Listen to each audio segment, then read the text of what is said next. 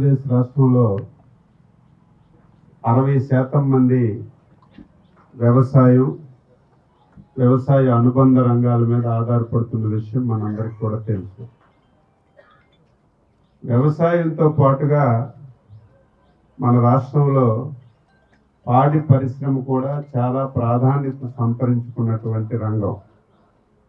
ఈ రంగాన్ని ఏ ప్రభుత్వం అధికారంలో ఉన్నా ప్రోత్సహించవలసినటువంటి అవసరం ఉంది.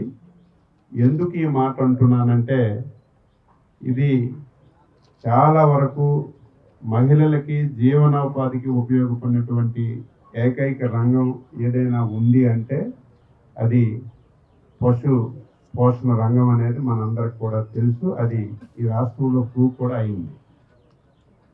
ఒకప్పుడు మీరు చూస్తే చంద్రబాబు నాయుడు గారు ఈ రంగానికి చాలా ప్రాధాన్యత ఇచ్చిన సంగతి మనం అందరం గుర్తు చేసుకోవాలి.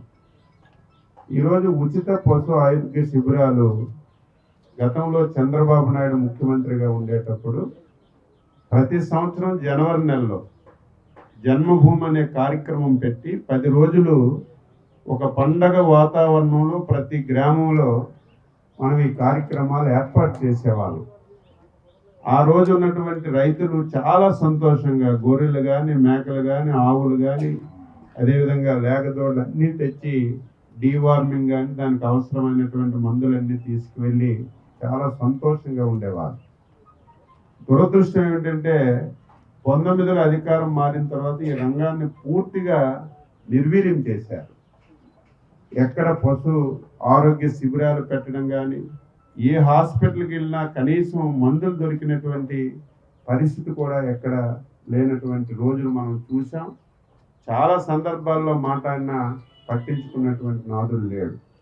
మళ్ళీ చంద్రబాబు నాయకత్వంలో ఎన్డీఏ ప్రభుత్వం వచ్చిన తర్వాత ఆర్థికంగా చాలా ఇబ్బందులున్నా, సమస్యలున్నా సరే ఇది చాలా ప్రాధాన్యతమైనటువంటి రంగం అని చెప్పి ఎట్టి పరిస్థితుల్లో దీన్ని మళ్ళీ ప్రారంభించాలని గత సంవత్సరం ఇదే నెలలో ఇదే తారీఖున మంగళగిరి కాన్స్టిట్యున్సీలో నేనే ప్రారంభించి రాష్ట్రం మొత్తం మీద చాలా బ్రహ్మాండంగా చేశాం. ఎక్కడికి వెళ్ళినా సరే రైతులందరూ సంతోషంగా మళ్ళీ ఈ కార్యక్రమం ప్రారంభించారని చెప్పి చాలా సంతోషాన్ని వ్యక్తం చేశారు. మళ్ళీ అదే కార్యక్రమాన్ని ఈరోజు మనం గన్నవరం కాన్స్టిట్యున్సీలో ప్రారంభించాం. రాష్ట్రం మొత్తం మీద 31వ తారీఖు వరకు ప్రతి గ్రామంలో ఈ ప్రోగ్రాం పెట్టి ప్రతి యానిమల్కి డీవార్మింగ్ కానీ, అదేవిధంగా మిగిలినటువంటి వ్యాధులకు కావాల్సినటువంటి మందులన్నీ సరఫరా చేసే కార్యక్రమానికి శ్రీకారం చుట్టామనే విషయం మీ అందరికీ తెలియజేస్తున్నాను. వ్యవసాయ రంగం అంటే ఒక్క వ్యవసాయ శాఖ అనుకుంటారు. ఈరోజు వ్యవసాయ రంగంలో వ్యవసాయ శాఖ యొక్క ప్రాధాన్యత రాను తగ్గిపోతుంది. దానికి కారణం ఏమిటంటే వ్యవసాయం చేస్తే అంతవరకు చాలా ఇబ్బందులు వస్తున్నాయి, గిట్టుబాటు కూడా రావటం లేదు, రైతులు చాలా ఆందోళన చెందుతున్నారు. అందుకే వ్యవసాయం తగ్గి ఈరోజు మిగతా యాక్టివిటీ మీద ఎక్కువగా రైతులందరూ దృష్టి మళ్లిస్తున్నారు. ఈరోజు హార్టికల్చర్ విపరీతంగా పెరిగింది. దీనికి తోడు మనకి ఈ పశు పోషణ కూడా విపరీతంగా పెరిగింది. కాబట్టి ప్రభుత్వాలు కూడా ఇప్పుడు పాత విధానంతో వెళ్లకుండా ఎప్పటికప్పుడు ఆలోచనలు మార్చుకొని ఈరోజు రైతాంగం యొక్క ఆలోచనలకు అనుగుణంగా ముందుకెళ్ళవలసినటువంటి అవసరం ఉంది. కాబట్టి ప్రభుత్వం కూడా దాని మీద దృష్టి పెట్టి ముందుకెళ్తుంది.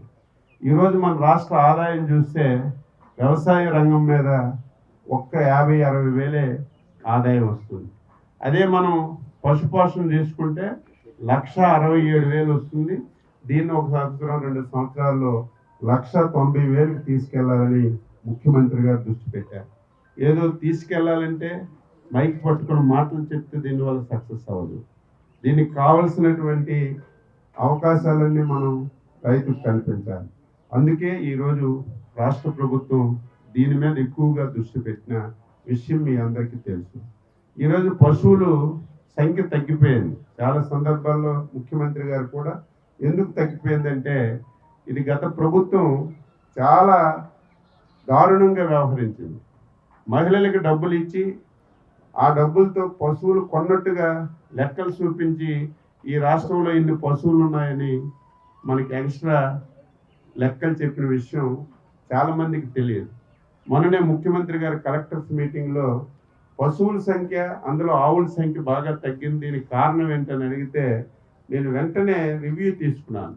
రివ్యూ తీసుకుంటే గత ప్రభుత్వం లోన్లు మహిళలకు ఇచ్చి ఆ లోన్లతో ఆవులు కొన్నట్టుగా చూపించి కనీసం ఆవులు తీసుకురాకుండా ఆ లెక్కలు హైక్ చేసింది.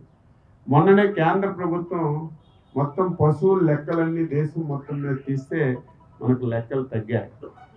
అందుకే ముఖ్యమంత్రి గారు ఎట్టి పరిస్థితుల్లో మనకి ఈ పశువుల సంఖ్య విపరీతంగా పెరగాలి, అందులో ఆడదూడలు విపరీతంగా పెరగాలి, దీనికి రాష్ట్ర ప్రభుత్వం ఏ విధంగా ప్రయత్నం చేయాలో ఆ విధంగా ప్రయత్నం చేయండి అని స్పష్టమైన ఆదేశాలు డిపార్ట్మెంట్కి ఇచ్చారు. అందుకే సెక్స్ షార్టెడ్ సెమన్ మీ అందరికీ తెలుసు. మనకింతకు ముందు మనం హాస్పిటల్కి వెళ్తే ఇంజక్షన్ ఇస్తే అది లేకదోడ ఆడదా మగదా మనం చెప్పే పరిస్థితి మనకు లేదు. ఈరోజు మనం ఈ సెక్స్ షార్టెడ్ సెమన్ ఇస్తే తప్పనిసరిగా లేకదోడ ఆడదే పుడుతుంది, దీనివల్ల మనకి పశుపోషణ పెరగడానికి అవకాశం ఉంటుందని దీని మీద ఎక్కువగా దృష్టి పెట్టాం. ఇది 300 రూపాయలు డోస్ అవుతుంటే 50% సబ్సిడీ ఇస్తున్నాం. 150 రూపాయలు రైతు పెట్టుకుంటే మేము ఒక 150 ఇచ్చి ఈరోజు దీన్ని ఉపయోగిస్తున్నాం. ఇప్పుడే మా సోదరుడు అసెంబ్లీలో కూడా అరగంట మాట్లాడాడు. ఆంధ్రప్రదేశ్ అంటే ఒక ప్రౌడ్ ఒంగోలు జాతి ఆవు కానీ, ఒంగోలు జాతి ఎద్దు కానీ ఈ దేశంలో ప్రపంచంలో అగ్రగామిగా పేరు వచ్చినటువంటి వ్యవస్థ. ఈ బ్రీడ్ పూర్తిగా అంతరించిపోతుంది. అయితే ఇప్పుడే నేను అడిగాను, సెక్స్ షార్టెడ్ సెమన్ అన్నింటికీ ఉంది. మన రాష్ట్రంలో ఏదైతే ఫేమస్ అయినటువంటి ఒంగోలు జాతి ఎద్దులకు కానీ ఆవులకు కానీ, అదేవిధంగా ఈ మధ్య కొత్తగా మనకి పొంగనూరు జాతి కూడా వచ్చింది. ఈ 2 జాతులకి లేవు. దీని మీద కూడా రాష్ట్ర ప్రభుత్వం దృష్టి పెట్టి కుప్పంలో ఒక ఎక్స్పెరిమెంట్ చేసి దీని మీద మనం సక్సెస్ అయ్యాం. అయితే మిగతా దగ్గరలో ఏదైతే మేల్ యానిమల్ ఉందో దాన్ని చంపేస్తున్నారు టెస్టింగ్ చేసి. ఈరోజు మనకి ఒంగోలు ఆవుకి ఎంత ప్రాధాన్యత ఉందో ఎద్దుకు కూడా అంతకంటే ఎక్కువ ప్రాధాన్యత ఉంది. దాన్ని మనం చంపకుండా కొత్తగా దానికి టెక్నాలజీ వచ్చింది. ఆ టెక్నాలజీ కూడా పెట్టి నేను సోదరుడికి మాటిస్తున్నాను, రాష్ట్ర రైతాంగానికి మాటిస్తున్నాను. మళ్ళీ చంద్రబాబు నాయకత్వంలో ఎన్డీఏ ప్రభుత్వంలో ఒంగోలు జాతి మళ్ళీ పూర్వ స్థాయికి ఈ రాష్ట్రంలో తీసుకురావడానికి నేను ప్రత్యేకమైనటువంటి దృష్టి పెట్టి దానికి కూడా నేను కృషి చేస్తానని చెప్పి తెలియజేస్తున్నాను. అదేవిధంగా ఈరోజు ఇన్సూరెన్స్, గత ప్రభుత్వంలో ఇన్సూరెన్స్ కట్టలేదు. చాలామంది పేదవాళ్ళు ఆవులు కొనుక్కుంటారు బ్యాంక్ లోన్స్తో కానీ సొంతంగా అప్పు చేసి కానీ. ఒకవేళ ఆవు ఏదో చనిపోతే వాళ్ళందరూ రోడ్డును పడిన పరిస్థితి. నేను వచ్చిన తర్వాత దాదాపుగా ఇన్సూరెన్స్ లేకుండా చాలామంది యానిమల్స్ చనిపోతే నేను వచ్చి ఎట్టి పరిస్థితుల్లో పేదవాళ్ళు కాబట్టి వీళ్ళందరికీ మనం ఆర్థిక సహాయం చేయాలని చెప్పి దాదాపుగా 150 కోట్ల రూపాయలు పాత ప్రభుత్వంలో ఉన్నటువంటి చనిపోయినటువంటి యానిమల్స్ అన్నింటికీ డబ్బు ఇచ్చాను. చాలా హ్యాపీ ఫీల్, ఊహించలేదు వాళ్ళందరూ కూడా. ఎందుకంటే ఇన్సూరెన్స్ లేదు, చనిపోతే ప్రభుత్వమే డబ్బు వస్తుందా అని ఆలోచన లేకపోతే డబ్బు ఇచ్చిన పరిస్థితి తీసుకొచ్చాం.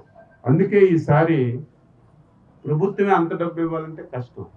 ఈరోజు కేంద్ర రాష్ట్ర ప్రభుత్వాలు ఇన్సూరెన్స్ కూడా ప్రాధాన్యత ఇస్తున్నాయి కాబట్టి మన రాష్ట్రంలో 3 సంవత్సరాలు ప్రతి యానిమల్కి 3 సంవత్సరాలు ఇన్సూరెన్స్ చేయాలని ఒక నిర్ణయం తీసుకున్నాం. దీనికి మనకి 1920 రూపాయలు అవుతుంది. ఒక యానిమల్కి 3 సంవత్సరాలకి ఇన్సూరెన్స్ చేయాలంటే 1920 రూపాయలు అవుతుంది. అందులో కేవలం 288 రూపాయలు రైతు కడితే మిగతా డబ్బంతా రాష్ట్ర ప్రభుత్వమే కట్టి 3 సంవత్సరాలు ప్రతి యానిమల్కి ఇన్సూరెన్స్ చేసే ఒక బృహత్తరమైనటువంటి కార్యక్రమాన్ని ఈరోజు మనం ప్రారంభించాం. దీన్ని రైతులందరూ కూడా సద్వినియోగం చేసుకోవాలని ఈ సందర్భంగా అందరికీ తెలియజేస్తున్నాను. దీంతో పాటుగా ఈరోజు పాడి పరిశ్రమ పెరగాలంటే చాలా సమస్యలు ఉన్నాయి. దానా ఉండాలి. దానా గత ప్రభుత్వంలో ఎక్కడైతే దానా ఉందో వాళ్ళకు బాకీలు కూడా ఇవ్వని పరిస్థితి, దానా సప్లై చేయలేకపోయారు. ఈరోజు మేము వచ్చిన తర్వాత పాత బకాయిలు ఇవ్వడం, మళ్ళీ దానా సప్లై చేసే కార్యక్రమం మొదలుపెట్టాం. అందులో 50% సబ్సిడీతో మనం దానా ఇచ్చే కార్యక్రమం చేశాం. విపరీతం డిమాండ్ పెరిగింది. ఆ దానాగా వేస్తే విపరీతంగా మిల్క్ ఈల్డ్ కూడా విపరీతంగా పెరుగుతుంది. అందరూ అదే అడుగుతున్నారు. మళ్ళీ దాన్ని ముఖ్యమంత్రి గారి దృష్టిలో పెట్టి అదనంగా నిధులు తెచ్చి మళ్ళీ 50% సబ్సిడీతో దానా ఇచ్చే కార్యక్రమం చేస్తున్నాం. అదేవిధంగా ఎన్ఆర్జీఎస్లో ఏదైతే పశుగ్రాస కేంద్రాలు కూడా విపరీతంగా పెంచమని చెప్తాం. అయితే ఇప్పుడే పాత్రికేయులు కొంతమంది దీనికి ఈ క్రాప్ లేదని చెప్పి చాలా వరకు రైతులు ఇబ్బంది పడుతున్నారన్నారు. తప్పనిసరి వచ్చినందుకు ఆయనకి వెల్కమ్ చెప్తూ మా సమస్యల చిట్టా కూడా కొంచెం అవి కూడా వినాలన్న కొంచెం. అలాగే నేను ఏ ఊరు వెళ్ళినా సుపరిపాలన తోలడికి ఎక్కడ డబ్బులు లేవన్నా ఎంపీడీఓ సగం సర్పంచ్ సగం మనం ఏదో ఒకటి చేసి ఏదో ఒకటి చేయకుండా ఊర్లోంచి బయటకు రాలి. లేకపోతే సిఎస్ఆర్ ఫండ్ కానీ సిహెచ్సి సెంటర్ని అడిగితే ప్రభుత్వం నిధులు లేకుంటే కోల్ ఇండియా చైర్మన్ అడిగి 2,35,00,000 కానీ హెచ్సిఎల్ అడిగి మిగతా కంపెనీలు అడిగి కానీ ఈ నియోజకవర్గాన్ని అభివృద్ధి చేస్తున్నా. దురదృష్టకరమైనటువంటి ఎన్టీ రామారావు మహానుభావుడు పార్టీ వ్యవస్థాపకుడు పేరు మీద ఎన్టీఆర్ వెటర్నరీ కళాశాల ఎయిర్పోర్ట్ ఎదురుగా ఉంది. దానికి గోడలు కూడా బాగుంది పరిస్థితి. ఆ కాలేజీకి వెళ్తే డబ్బులు లేవన్నారు. మంత్రి గారికి ఆల్రెడీ లెటర్ ఇచ్చారు. అది ఒక్కటే శాంక్షన్ చేయాల్సిందిగా మా నియోజకవర్గం వచ్చినందుకు దయచేసి అది చేయాల్సిందిగా మంత్రి గారిని విన్నవిస్తూ, అలాగే గన్నవరం నియోజకవర్గంలో పశువులు ఎక్కువ మిగతా అన్ని చోట్ల కన్నా. దానికి ప్రధానమైన కారణం యాదవ్ సోదరులు దాదాపు 32-33 వేల మంది నా నియోజకవర్గంలో ఉండటం వల్ల గొర్రెలు కానీ బర్రెలు కానీ ఆవులు కానీ ఈ నియోజకవర్గంలో ఈ కృష్ణా జిల్లాలో ఎక్కువ ఉండటంలో ఏమాత్రం సందేహం లేదు. అలాగే క్షీరసాగర్ విప్లవానికి నాంది పలికి ఈ పాల కేంద్రాలు రావడానికి ప్రధాన కారకుడు ఆ రోజున పిల్లల్ని కాల్చేస్తుంటే జయాంధ్ర ఉద్యమంలో నా పిల్లలంట అసూలు బాసి గన్నవరం నుంచి వ్యవసాయ శాఖ మంత్రికి ఆయన ఒక్కడే మంత్రిగా పనిచేసి అసూలు బాసి కాకాని వెంకటరత్న గారిని స్మరించాల్సిన అవసరం ఉంది. రైతులకు రెండో ఇన్కమ్ లేదు, ఆడవాళ్ళకి డబ్బులు ఉండాలనే ఉద్దేశంతో చదువు లేకపోయినా పాల కేంద్రాలను నిర్మించి దీన్ని రాష్ట్ర వ్యాప్తంగా కృష్ణా జిల్లా నమూనాగా తీసుకున్న తర్వాత రాష్ట్ర వ్యాప్తంగా ఉమ్మడి రాష్ట్రంలో పాల కేంద్రాలు వచ్చినాయి అంటే ఆ వ్యవసాయ శాఖ మంత్రిగా పనిచేసిన కాకాని వెంకటరత్న గారు అంటే ఏమాత్రం సందేహం లేదు. అలాగే శాసనసభ్యుడిగా మాట్లాడడం కాదు కానీ పశుపోషకుడిగా మాట్లాడతారు. నాకు 8 తరాల నుంచి ఒంగోలు ఆవులు ఉన్నాయి. నేను 5 సంవత్సరాలు పందిపెట్టిన అయిపోయా. దామోదర్ రెడ్డి గారు ఐటీ మంత్రితో, కుక్కలనాగేశ్వర జిల్లా పరిషత్ చైర్మన్తో, నేను పేరు ఉచ్చరించడం ఇష్టమైన గుడివాడ అతను ఒకరితో ఇలాంటి వాళ్ళతో పోటీ పడినప్పుడు నాకు 5 శాతంలో 70 పందిపెట్టులు అయిపోయా. ఇవాటికి నా దగ్గర 25 ఒంగోలు ఆవులు ఉన్నాయి. మనం ఒంగోలు చేత అంతరించిపోతుందని చెప్పి ఇంకా ఫోటోలో లేకుండా ఇంకా బయట చూపించగలుగుతున్నాం అంటే దానికి వ్యతిరేక కారణం ప్రభుత్వం కాదు. ఒకటి, పశుపోషకులు ఎవరైతే ఈ కీర్తి కోసం మేపుతారో మహానంది గెలవాలని 100 సంవత్సరాల నుంచి ఎడ్లు మేపేవాళ్ళు చూస్తే నిజంగా ఆశ్చర్యం కలుగుతుంది. అంటే తాతలు, తండ్రులు, ముత్తాతల కాలం నుంచి ఒకసారి గెలవాలని ఎడ్లు మేపే సంస్కృతి రాయలసీమలో ఉంది. అలాగే అదే మహానంది 72-73లో పెనమచ్చ గ్రామం మా ఊరు ఫేమస్ అవటం కారణం మహాయోగితలు ఎన్లైట్ అని ఉంటాం. అలాగే తర్వాత మా పెద్దనాన్న బుజ్జిగారు నేను ఫస్ట్ టైం సర్కార్ జిల్లా నుంచి ఎడ్ల పంచాలు తెలిసిన పరిస్థితి. ఒంగోలు జాతి ఆవుల్లో ఒంగోలు జాతి గెత్తలు కరువుదీలో ఒక ఆంబోతుని, కాటూరులో ఒక ఆంబోతుని ప్రజలు తీసుకెళ్తే ఇవాళ ప్రజల ఆర్థిక వ్యవస్థ లక్షల కోట్ల రూపాయలు ఉందంటే అది కారణం మన ఒంగోలు ఆవు, ఒంగోలు గెత్త అంటే ప్రపంచం ఆశ్చర్యపోయిన పరిస్థితి. కానీ బొండకమ్మ నదీ పరివాహక ప్రాంతంలో ఎక్కడైతే ఈ జాతి పుట్టిందో అదే జాతి మనుగడ ప్రశాంతమయ్యే పరిస్థితి. రాష్ట్ర జంతువుగా పేరున్న ఒంగోలు గెత్త ఇవాళ పేపర్లకు పరిమితమైపోయే పరిస్థితి. ఇంకా ఎడ్ల పందాలు పెట్టే పట్టుబడి పుల్లారావు పెడుతున్నారు ఇప్పుడు 2 రోజుల నుంచి. రాజకీయ నాయకులు కానీ ఇండస్ట్రీస్లు కానీ పందాలు పెడతాం వల్ల ఇంకా అంతరించిపోలేదు. కానీ నాకు తెలిసి బహుశా 2-3 వేల ఆవులు కూడా ఉండేమో నా అనుమానం. ఇప్పుడు ఒంగోలు ఆవులు గెత్తలైతే మరీ దారుణం. వ్యవసాయం ట్రాక్టర్లు వచ్చిన తర్వాత పైపాట్లు తప్ప ఎడ్ల వాళ్ళ పరిస్థితి. ఓన్లీ కేవలం పందిపెట్లు మేపేవాళ్ళు మాత్రమే ఒంగోలు జాతి ఉంది. దీన్ని మంత్రి గారు అనుకుంటే చేయగలరు. మనం మామూలుగా మనుషులు అనుకుంటే చేయలేరు ఎవరు. కానీ మంత్రి గారు ఇచ్చేస్తే ఆచంద్ర తారాత్వం ఒంగోలు జాతిని పోషణని సేవ చేసిన మంత్రిగా అచ్చెన్నాయుడు గారి పేరు చరిత్రలో లిఖితం అవుతున్నట్లో ఏమాత్రం సందేహం లేదు.